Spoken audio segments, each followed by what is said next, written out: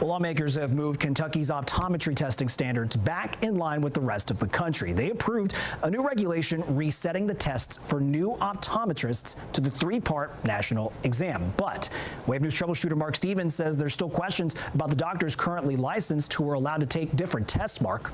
And we learned today from the board that 11 eye doctors are still working on passing their exams, and the board revealed there were even more given waivers than previously known, 34 in all.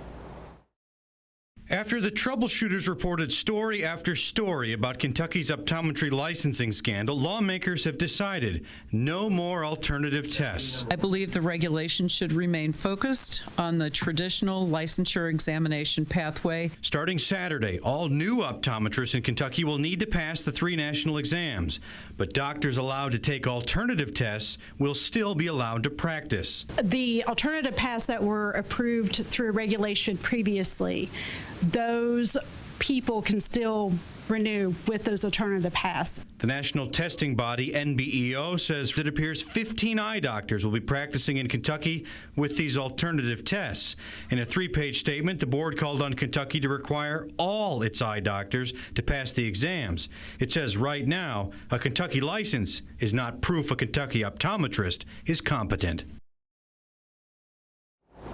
So right now, there is no simple way to know which eye doctors were granted licenses through these alternative tests. The board president was asked if they would identify those doctors in their license search on their website. She said they'd consider it. Mark Stevens, Wave News. We'll continue to follow up on it, Mark. Thank you for the update.